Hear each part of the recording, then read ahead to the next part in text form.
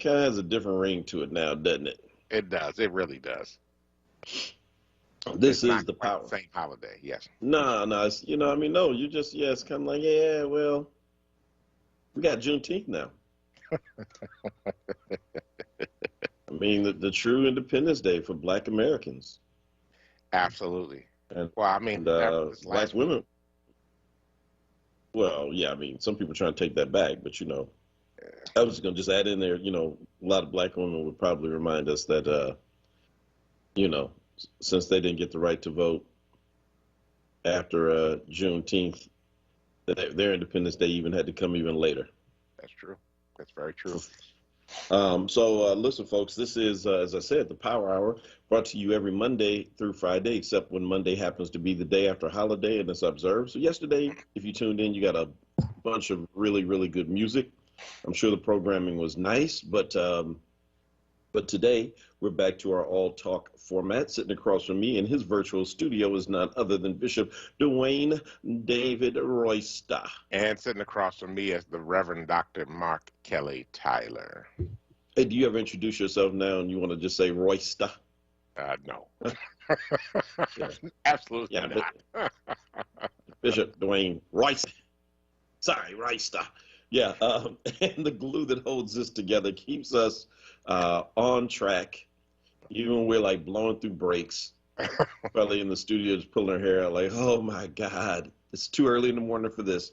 None other than the queen herself, Kawesa. Kawesa. Good morning. Good morning. How you doing? I'm doing okay. Doing okay. I'm Were here. you able to recover from your move? I mean, like, did you take the 3 days and just chill?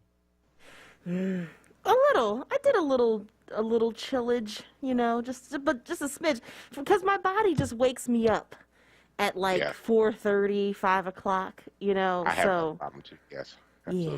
absolutely. So where I could, I took a couple of naps here and there, but I thought like yesterday I fell asleep and I thought I had been asleep for like an hour and it had only been like 10 minutes.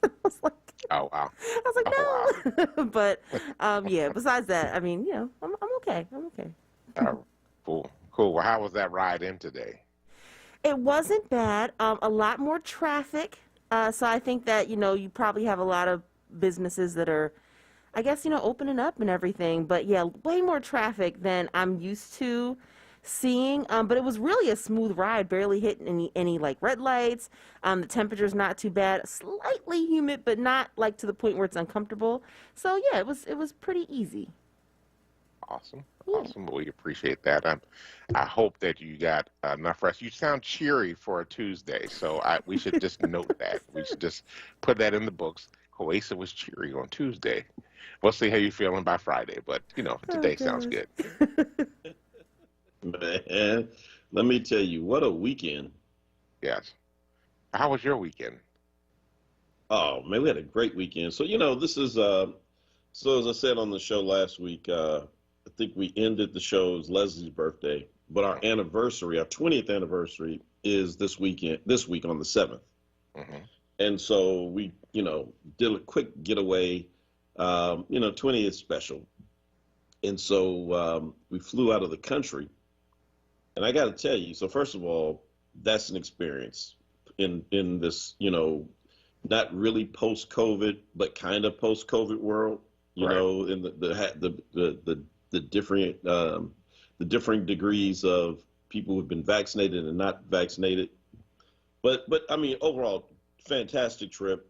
Shout out to one of our members who's a travel agent who pulled something together at the last minute because we just had the time, just fell open, everything just fell into place. But bro, I gotta tell you, being out of the country on the 4th, we got back in time for a great concert at the Man where our choir performed with Cam Anthony and BB, I forget her last name. Rex. But It's a Rex or something like that. yeah, yeah. But I got to tell you, when I saw the stuff that happened in Boston, Mhm.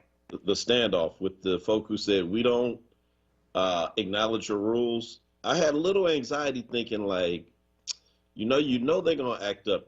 It's coming. It's coming. That they're going to try one more time. So I'm hoping the military has not been infiltrated and all that. But I'm not kidding you. that was a little anxiety producing, thinking like, man, crap, what if these fools cut up this weekend and all hell breaks loose and we can't get back and we got our kids there, that was literally, bro. I have never felt that way before. Wow. Well, they did cut up in Philly, though, right? So, Yeah, but that's minor stuff. I mean, but when you get like what 11 heavily armed men heading through Boston, right? I mean, you think, the 4th of July, places that are iconic, Boston, Philadelphia, right. DC, sometimes maybe that's just I was thinking maybe that's just like some little unit that got broken off from everybody else. Where the hell is everybody else? Were they just broken down? I mean, so I'm just really happy that we made it through the 4th of July weekend, but I will tell you that gave me tremendous pause. Well, I mean, I don't know. I mean, the Patriot Front folk that marched through Philly on Saturday night, the day before, I mean, I think that I have a friend, my friend who works for the DA's office up there now. And I was texting with her. I'm like, oh, I see y'all got a thing going on. And I'm like, the Patriot Front marched through Philadelphia. They were 200 strong. Basically, Philadelphians chased them out, which was kind of a punk move on their part, right? You're going to get chased out by the folk. If you're going to come, and then, you got a handful of counter protesters that knew, because, I mean, I hadn't even heard the chatter on that. Normally you hear the chatter on that and you're just ready to go. But they came to Philly. They marched through Philadelphia. We're probably going to expect more of that. All 200 white guys with hoods on, khaki pants, black shirts, and boots, march through Philly all the way up Benedictine Parkway, all the way out to Penn's Landing. They leave, and they march at 10 o'clock at night, which was, again, another punk move, right? That was just not cool. So wait, while everybody's at the barbecue. Yeah, right. What? They're at the barbecue. They got barbecue in there partially. Never mind. I was getting ready to say some stuff. But anyway, they're partially out of it. Let me just say it that way, right? Right. So they're going to march through Philly at 10 o'clock at night while the folk are partially out of it. Some activists see what's going on, post on Facebook. Folk meet them at Penn's Landing. And basically the cops are like, yeah, we didn't do anything, but the Philadelphians, the citizens themselves took care of it and chased them out of town, right? They're using smoke bombs trying to cover up their exit. So it's 200 white guys. They get away. The police eventually did pull them over, but we didn't hear about any arrest or anything. 11 dudes up in Massachusetts going to Maine to do training, and they're black, are, pulled over, arrested, all kinds of stuff. It's just some very interesting, things that just happen over this 4th weekend that just reminds you why black folk are not happy with the 4th and how this is kind of a dangerous season. It's just really a dangerous season. Oh, and then there's the situation in Mount Laurel. So, I mean, I know we got a whole show, but we'll probably talk about it. No. What happened in Mount Laurel? Because you said I missed it. Yeah, there's a situation in Mount Laurel where there was there's an issue in this particular development, right? This is even like middle class development too, right? Where one neighbor is upset with another neighbor, has to do with the homeowners association, and a white man challenges his Edward Matthews challenged his neighbor around something that was caught on video. We can't play the video because of the language. The white man says to the black man, who happens to be a part of the homeowner association, learn your laws. This is not Africa, or blank, or whatever blank you were. The man said in the video, who's been since identified as Edward Cagney Matthews, is coming off of 6ABC. And the black man says, I was born in America, and I don't give a blank about you. Well, now Matthews faces harassment and a bunch of other charges, including bias intimidation charges, to the dispute that the neighbors say was the issue from the development's HOA board, right? So this is middle class stuff. Okay, let me just be clear about this. This is middle class stuff. And so anyway, then when the video ends, Matthews, the white guy, gave out his address, seemingly encouraging protesters who arrived on cue. So about 150 black folk arrived at his house. And basically, they were like, "You said come see me," because he said, "Come see me. Here's my address." And so 150 black folk showed up at his house to protest. The police had to try to protect him, and then they went in and arrested him and put the charges on him that they did.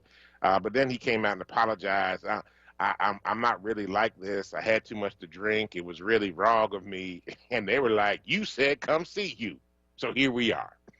So I'm like, this is why the Frederick Douglass did that great speech about what is the Negro to the what is the 4th of July to the Negro? He put his address out. He put his address out on social media and said, "Come see me," because he was drunk. But you know, they say when you're drunk, that's really who you are. Well, they also say don't post anything. Well, I don't think he was posting. I think other people were posting him harassing folk. And evidently, this is not the first time he's done this. Like, they have a record of him doing this. And the police department even said, I was reading another article, one of the police representatives was saying, "We have a history with this guy, but we've never actually had proof." Now they have proof. And so they were dealing with him. And so your green doesn't save you from being harassed by white folk in this way. Well, we already know that. And I mean, and look, I mean, New Jersey, come on now. South Jersey, come on now. South Jersey ain't what everybody thinks it is. I lived there for a while, passed there, and know how South Jersey can be, especially Burlington County. Right. Yeah, you know, I mean, people have this image that it's just like, oh, it's like kumbaya, but I mean, in some places it might be, but yeah. Oh, wow. Somebody said, Deborah said, "A drunk tongue speaks a sober mind." Mm-hmm. It tells you its truth. And then he was speaking his truth in that particular moment in time. But I mean, here's the thing, right? All this is happening on the 4th of July weekend. And again, so I say to you, you know, it's stories like that you're like, well, how was the weekend? Yeah, I mean, so on the one hand, it was a great getaway. Just, you know, we had a great, like, you know, anniversary getaway. But again, being out of the country and knowing how difficult it is to get back in when something happens, as these little stories started breaking. So I didn't know that the guys who got arrested in Boston were black at the time. Yeah, they're black, man. They were black. Moorish Americans. They were the part of the, you know, the Moorish society. Yep. Yeah. So I mean, I kind of thought when I heard Moorish, but I'm like, well, if they were black, they'd probably be dead. No, they were black. No, I'm just saying. So it kind of threw me off that 11 armed black guys got arrested. Yeah. And didn't get, like, you know, cut down in their tracks. So, hey, you know what I mean, call me crazy for missing that. But yeah, but when you hear that and the initial reaction is, man, this is like definitely something. And I saw the video of the guys that you were talking about running around City Hall with their khakis and their white masks on. They look like Charlottesville revisited. They just don't have the tiki torches. Man. Greg Brinkley says that we're going to see more and more of this. Absolutely. And I tend to agree. I tend to agree with that. And you know, the Trumpers are not finished. He continues to instigate and stir the pot. The Republican Party is being continually taken over more and more and more by him. The fact that Greg Abbott is being challenged, the Republican governor in Texas, who is about as far right as you can go, right, being challenged by somebody who's even more far right. Who That's people right. say, come on, man, that's what I'm saying. I mean, remember when people like Rick Santorum used to like scare you?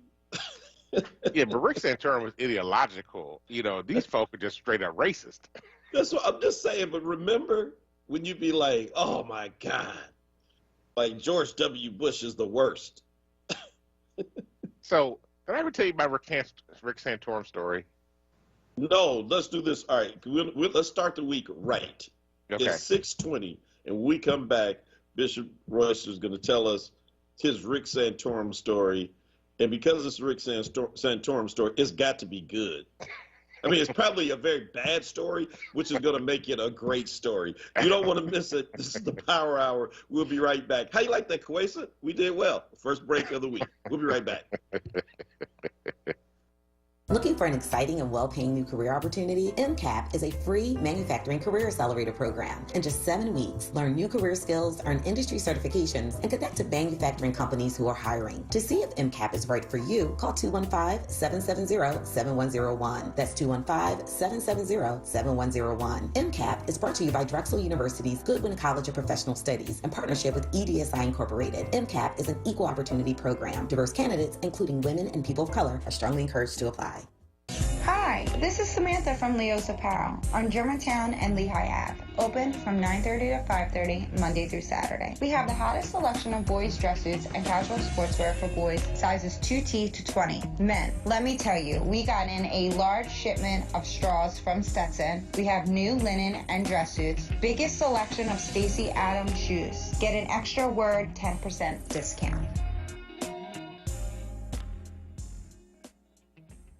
This is not a fad for us. We will not resume our regular programming when things die down. We're not black to help our bottom line or because it's politically correct. We're not joining a fight. This has been our fight, our message, our people. Black lives have always mattered here. We are Undeniably, indefatigably, unapologetically, permanently Black Talk Media. WURD.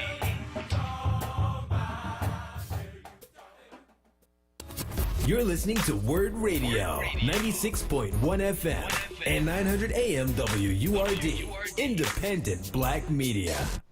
Welcome back to the Power Hour. This is Dwayne Royster along with Mark Kelly Tyler. We're here Monday through Fridays from 6 a.m. to 7 a.m. to bring you the latest in news, happenings in Philadelphia, and, of course, our opinions. And we have plenty of those. I just want to correct something. Kent Jewell, July pointed this out on Facebook, that the name of the group was The Rise of the Moors in Massachusetts. So I just want to clarify that they are not the Moorish Science of America organization, but The Rise of the Moors. So, but they are black, for sure. Definitely black. So anyway, my Rick Santorum story. So years ago, there was another organizing movement in Philadelphia called Philadelphia Interfaith Action. This would have been in the late 90s when Rick Santorum was a senator here in Philadelphia. So we got a meeting with Santorum about something. He was a junior senator, freshman senator at the time in the state of Pennsylvania. We go down to D.C. to go see him.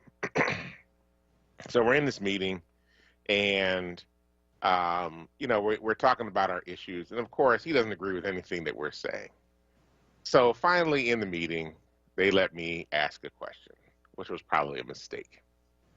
And so I said to him, point blank, I'm like, why is it that rich folk have access to you and business leaders have access to you, but normal everyday people do not have access to be able to come in your office and talk to you and for you to take time with them? It took us 3 months to get this meeting, but I've seen lobbyists just pop in for you to drop out of this meeting and go see them while we were sitting here. And he gets up and he's mad. And I said, so people can just pay to have access to you. Is that really what it comes down to? So if they give you more money into your PAC, then you will. My notion of talking about PAC started years ago, decades ago. And I said, so if we gave money to your PAC, I guess we could have got the meeting within 3 months. He turns bright red, stands up in the meeting, and says, how dare you suggest that I'm more concerned about people who give me money than people who don't give me money. And I'm like, it took us 3 months to get here.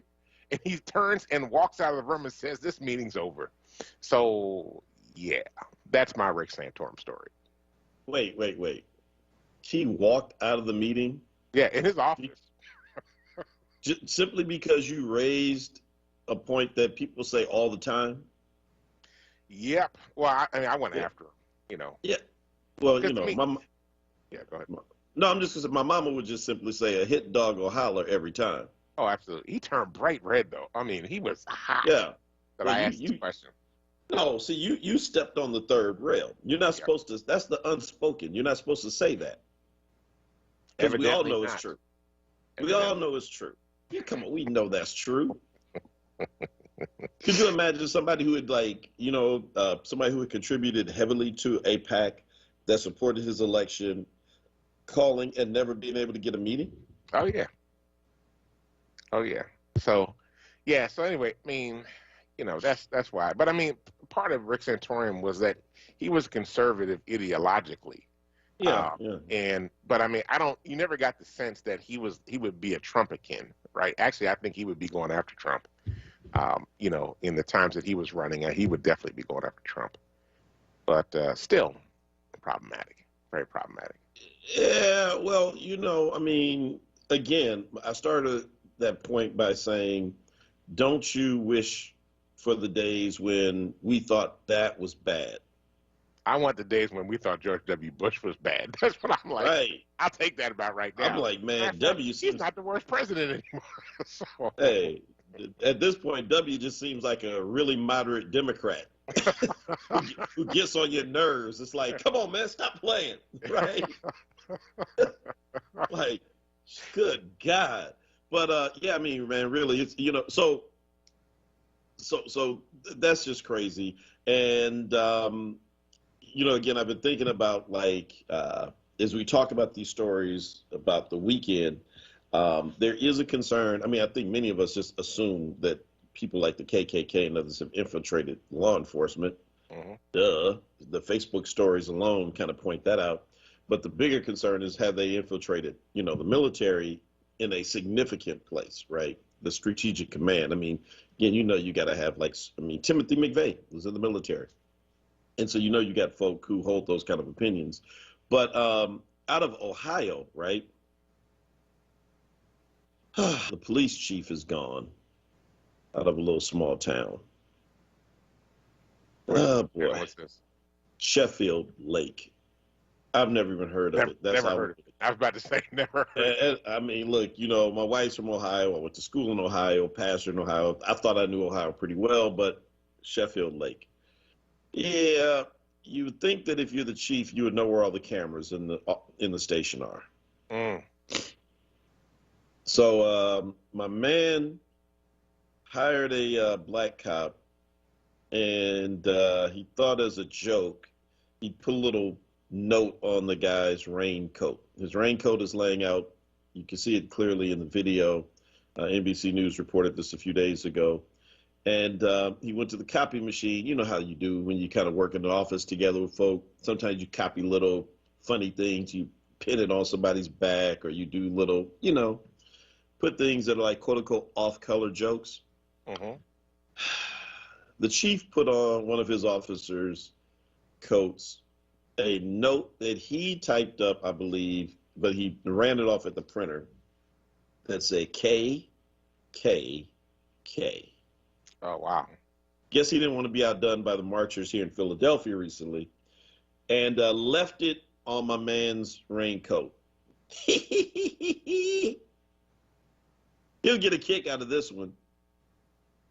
This is the chief of police who thinks an off-color joke is placing a note that says KKK on a black officer's equipment. Yeah. It wasn't the smartest police chief in the world. You about to lose your job. You about to lose your job.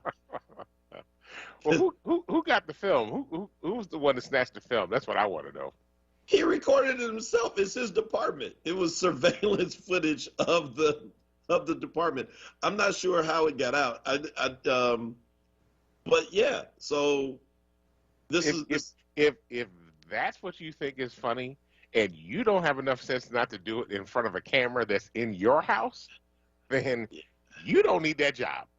You're about to lose your job, because the mayor brought him in, and the mayor said, bring me your badge, bring me your gun, bring me all your paperwork, because today you're about to lose your job. He's gone.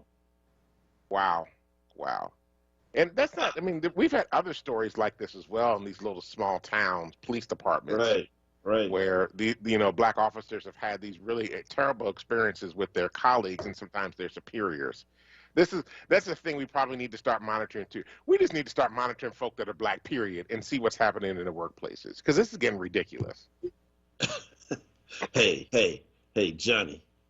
Because I think every racist has a friend named Johnny, right? I just think that. Don't ask me why, but it's always Bubba. No, yeah, Bubba. We kind of share that name, but it's always kind of like hey, Johnny, watch what I'm about to do. This is gonna be hilarious. I just typed up on our computer 3 big letters, 3 Ks. I'm gonna print it out, and I'm gonna put it on his jacket. Chief. Wow. I don't know about that one, Chief. No, son, it'll be fun. We do it all the time. You should see what we do to the women officers. We leave pictures of Bill Cosby. Oh, jeez. Too soon. Too soon? Yeah. Good transition. Might have been. Yeah, let's speak about Bill. So Bill Cosby goes off this weekend because Howard University went after their new dean of the School of Arts, who is Felicia Rashad, who basically tweeted out the other day, after Bill got out, carriage of justice had been rectified. A miscarriage of justice had been rectified. Mm-hmm. So Howard then, puts out a tweet and basically says, while we do not control the Twitter accounts of our staff and members, we just want to be clear, Howard does not stand and agree in this particular moment, and we believe the voices of women, in which case Felicia Rashad comes back, and Dean Felicia Rashad, we should say, comes back and says, well, yes, I believe the voices of women as well. And she kind of goes to this, kind of apology thing. So then people are attacking Felicia Rashad on Twitter and online for being deaf to, this moment that we're living in. And so Bill Cosby, freshly minted from state correctional institutions in the state of Pennsylvania, decides to go on Twitter and start raging and against people who are going after Felicia Rashad. And, basically, said it was a whole thing. So, yeah. Yeah, you just need to stay back in the cut right now, man. Just chill. No. See, the problem is, he feels he's a victim here. And again, folks, I know that this is a deeply divisive. I mean, this is like for black folk, when white folk get together and a part of their family voted for Trump and a part of their family is like, how could you ever do something like that? That's what this is for us, right? Where it's kind of like, do you believe him or do you not believe him? I mean, yes, the prosecutor was wrong for using your deposition against you when his predecessor said it would never be used against you. Mm-hmm. That being said, you did say all those awful things. Mm-hmm. Under deposition.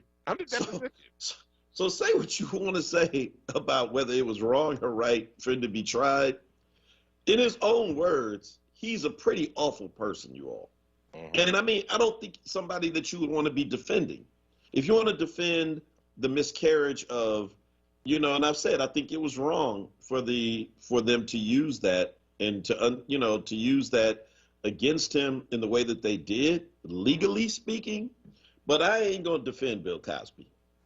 I don't think so. He's not a nice guy, y'all. He's just not. And, I mean, yeah, the benevolence and all that to the schools, a lot of times people do that stuff to kind of like shield the other stuff. But I mean, come on, man. Really, there are other people that you really should be defending. I mean, Sha'Carri Richardson made a big mistake. I'd love to see her run in the Olympics. I mean, defend her. Yeah, I wanted to say mea culpa on that one too, because I remember when we heard the story, and I was like, "Why is she smoking weed during the Olympic trials?" And then I heard the story about why. She did that, and then after I heard what the story was, and I'm like, "Wait a minute!" I'm like, a reporter went up to her and told her that her birth mother had died in the middle of the thing.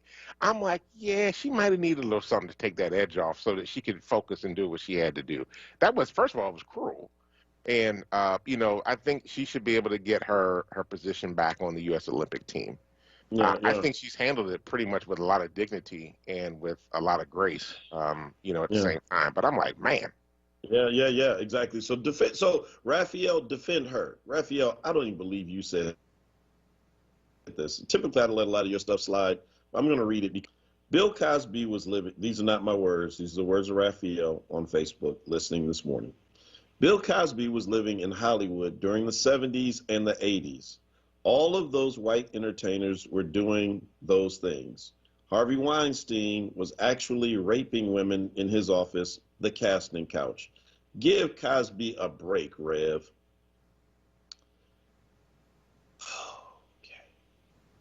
Okay. Now, if you ever wanted a definition of whataboutism, and you've heard that expression, whataboutism, I present to you this post. I mean, it's not about what Weinstein was doing. See, here's the issue.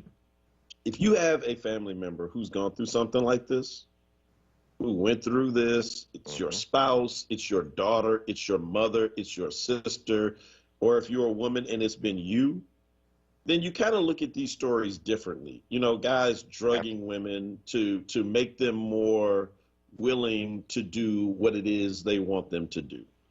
I mean, you know, he has a whole routine about it on Spanish Fly. He turned it into a joke, actually. Go back and listen to that routine and think about these stories that have come out, and it's kind of like, that's kind of weird. it's creepy. Yeah. It's very creepy. And again, look, Greg, I know nobody's perfect. I'm not perfect, but I'm simply saying I'm not going to be out here caping for him. Because, and perhaps maybe it's because I know a story that I will never divulge because I can't do that. The person is like too close. So my own story that I know from someone who's, why would this person lie about this? And this came out years ago that I've heard this, even before these allegations came out about Andrea Costan. That is a Cosby story. And I'm like, nah, bruh, I'm good. I'm good with Bill. Well, you know who else is caping for him right now, too, is Judge Joe Brown. He was on Mark Lamont Hill's show and was out there. Basically, he and Mark Lamont Hill were going at it. Actually, I think he ended the interview on him because Judge Joe Brown was like, the women were asking for it. They knew what they were doing when they were out there. He called them groupies. Said they were groupies. Yeah. He said they were asking for it. I mean, if that's not misogynistic, I don't know what is. It is a deep hole we're in this moment around this issue. Yeah, Connie says she heard a story as well, Rev. I'm telling you, like I said, the person that I know, the story that I heard with Camille in the other, it was like so awful that it's like anybody who would do the story that I heard would do anything, because that's just not how normal people roll. I mean, look, people are flirtatious and all of that, but there is a big difference between being flirtatious and like going way over the line with somebody you just meet. And so again, y'all can miss me with out here defending Bill Cosby. And yes, I still love Fat Albert and the Cosby Kids. Well, Casa Who is asking, what's Temple University going to do about Bill Cosby's legacy? Are they going to take him back? I'm like, they can't touch him with a 10-foot pole. Yeah. What woman is going to send her daughter to Temple if they touch Bill Cosby? Right. They condone that activity, which is part of why Howard jumped up the way that it did and, had to respond in their situation as well. They take that seriously. People would be afraid to send their daughters to those schools. They can't touch Bill Cosby. And although legally in the sight of the law, they rescinded the charges and let him go, there's a fact of the matter is the deposition that was supposed to stay private is now public, and there's acts of him confessing what he did on that. There's no way they're going to touch him and bring him back. Look, given all the evidence and everything else in this case, a jury actually found him guilty. Now, it was overturned, not because of anything other than the fact That's exactly right. But I mean, let us not forget that a jury did hear all the evidence. And I know people don't, because again, when it's somebody that we care about, we're going to make all kind of defenses for them, no matter what. You ever have you ever seen that Dave Chappelle skit where he's doing that about black folk? Oh my God, it's hilarious. Where he's like, he said, "You're not gonna ever get me to say thing like a black person did something wrong. I'm never gonna admit it." And they go through these list of things. And he's like, "Nope, nope, nope." I gotta find it, man. It's so funny. We almost have to play it at one point. We gotta take a break. It's 6:40. Kuwaisa is, I know, so proud of us. It's the Power Hour. We'll be right back on the other side of this break and finish the Tuesday/Monday morning version of the show. Students, parents, teachers, guardians, 100 Black Men of Philadelphia is offering free mentoring programs this summer to help provide an alternative to the gun violence plaguing our city. Our programs build character, body, and mind of our boys 1st to 12th grades through paid high school internships, book clubs, fishing, physical fitness, and more. Register today at www.100blackmenphilly.org and click events or call 267-258-2900. Tune in to Andrea Lawful Sanders' Financial Literacy segment on Monday, July 12th at 3 p.m., sponsored by Wisfis Bank. For more information on boosting your financial know-how, visit the Knowledge Center at WSFSbank.com. Wisfis Bank, we stand for service. If you or a loved one is searching for a home care agency that provides care both needed and deserved, call My Independence at Home at 215-921-2277. Featured in Oprah Magazine, My Independence at Home is committed to quality, compassionate home care for the elderly and adults with both physical and intellectual developmental disabilities. Call 215-921-2277 today for a free in-home consultation or visit us on the web at myIAH.org.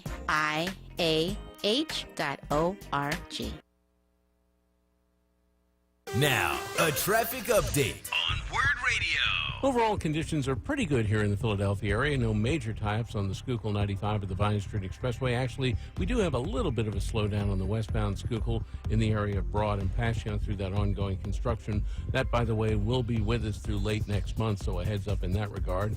But everything else running pretty smoothly. One accident of note, that's in Franconia Township on Allentown Road near Elroy Road, so a little bit of a slowdown as far as that's concerned. But everything else across the board looking pretty good for the moment anyway. For more traffic information, go to sigalert.com. I'm Eric Herr with your Philadelphia area traffic update. Now, a WURD weather update. Here's NBC 10 First Alert meteorologist Bill Henley. Sunny skies, warm and humid this morning. Hot, humid, and a chance of storms later this afternoon.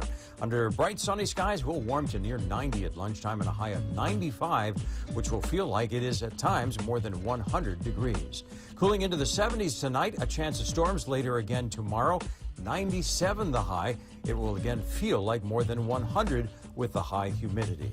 On Thursday, not as hot, 90 the high after a morning low of 76, with a good chance of showers and thunderstorms later in the day. I'm NBC 10 First Alert meteorologist Bill Henley. You're listening to WURD Radio, 96.1 FM and 900 AM WURD, independent black media. Welcome back to the Power Hour. This is Dwayne Royster along with Mark Kelly Tyler. Hey, I'm reading some of your comments during the break here about the Cosby trial. So can we say that there are two things that are true in this particular circumstance? One, Bill Cosby is a sexual predator, whether or not he has the title or not. The fact that he was giving women pills and then taking advantage of them, period, is problematic. Two, that in this particular situation, in the criminal justice system, there are white folk that are getting away with the exact same things that he was found guilty of, and that they threw the book at him because he was black. The two things can be true. The question is, for a lot of folk out there, in particular women, are they safe with Bill Cosby on the street? So two things can actually be true. He's misogynistic, he's a sexist, he used means of manipulation of women to be able to have sex with them. And at the same time, we can acknowledge that our criminal justice system is not just to black folk. And it has not been ever, just to black folk. But the fact of the matter is that women were assaulted, and there has to be accountability for that. Yeah, I mean, absolutely. I don't know about the not safe. Because he's blind now, right? But wait a minute, but he was ailing when this whole thing happened with Andrea Constant too. Well, I'm just, being facetious here because, you got like a lot of these people all of a sudden show up in wheelchairs, can't see, can't walk when they're in trial. All of a sudden they come out, they're like, like the Irish Spring commercial, kicking to the side, right? Like, I've been healed. The Lord touched me. Yeah, okay, Bill. Look, I mean, it is what it is. I want to say this, so before we, I know we don't have much time left. So I do want to say that for the unvaccinated who are among us, and the ones who are feeling like, it's all a hoax, whatever, I've been in a lot of places. Again, I told you I'm testing my vaccine out to the utmost, and you actually had to have a vaccination to get back in the country. And so, man, bam, negative. And that's the second test I've taken, like, since I've had the vaccine. And, meanwhile, Southern faith leaders, this interesting dynamic, because you remember a lot of the early testing and a lot of the early persons pushing for vaccinations, COVID folk came to churches, to black churches and black clergy in particular. Again, shout out to Reverend Marshall Mitchell, Salem Baptist, and his relationship with his member, Dr. Ayla Stanford, which really drew many of us into it from the very beginning, right? But Southern white clergy are not having the same success. There was a story that came out from Politico over the weekend that is really worth reading. And it essentially says that, white clergy are saying that they are literally wasting their breath. Wow. That it's like, they're like, y'all, look, we believe like you, people should be vaccinated. But because it has become such a political issue, it is not deemed as a health issue. And so not even their clergy can break through this wall of thickness that is also the Trump cult, even though Trump himself was vaccinated. Isn't that strange? Well, he was vaccinated, but remember, we didn't hear about his vaccination until months after the fact, right? Because he didn't want people to think that he was weak. And I think that this is the same issue we're facing right now, that, a lot of folk, because they perceive that their hero survived COVID-19, they believe that, they didn't realize he got vaccinated. And even when it came out, it was very quiet, very quickly mentioned, and then dropped off the news cycle very quickly, that, they're immune, right? This is the whole challenge right now with the Delta variant that's having, it's picking up in southern states where they do not have a preponderance of people that have had not only the first shot, but the second shot, because you need both shots to be able to do this. We have 1 million people in Pennsylvania who have skipped their second shot, which is problematic because they're not vaccinated enough to be able to protect against the Delta variant. It was in the news the other day.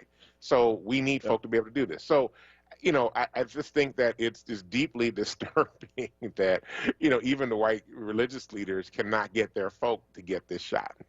Yeah, and so people are raising questions on social. So Mimi G says, please clarify, you need to get a vaccination to get back in the country, or do you need to be tested?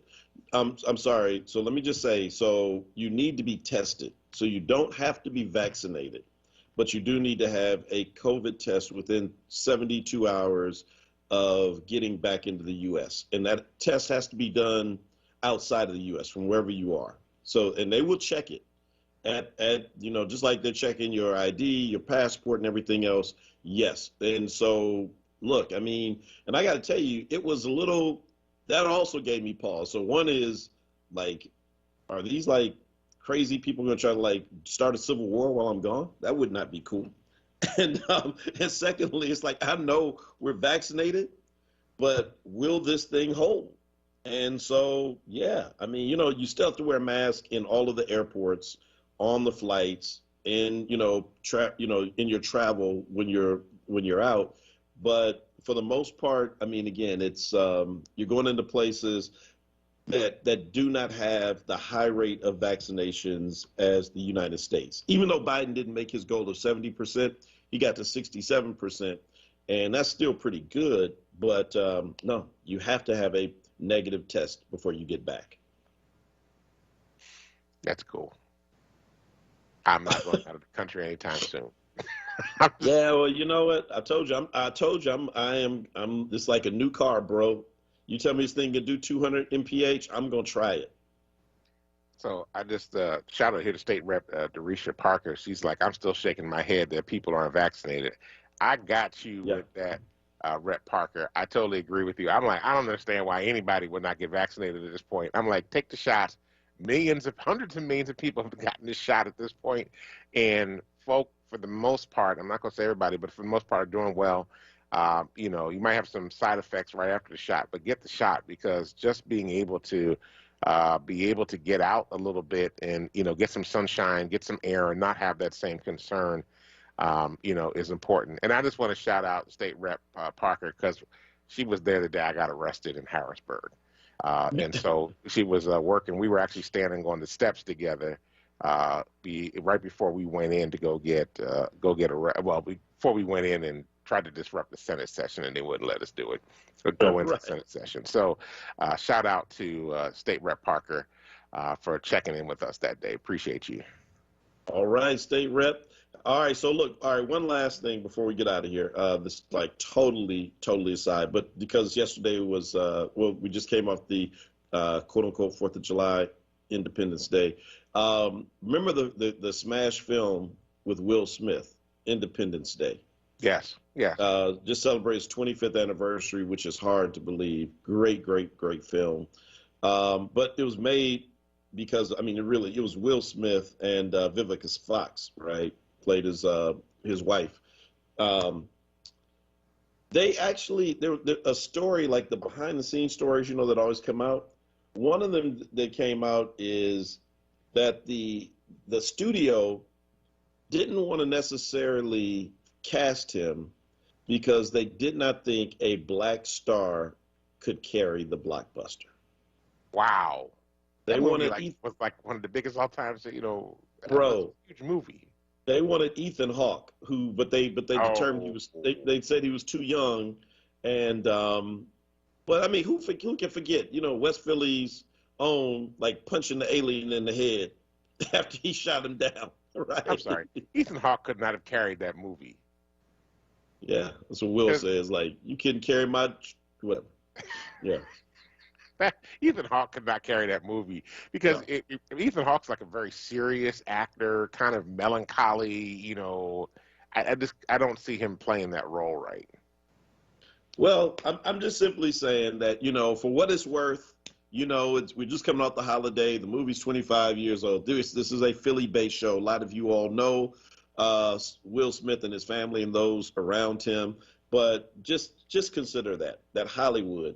And I mean, you would think 25 years later that Hollywood had really learned something, but I mean, we're still having the debate about the next James Bond and whether or not Idris Elba can be James Bond, or should it be like another white dude? You know, wow. And at this point, Idris is too old now.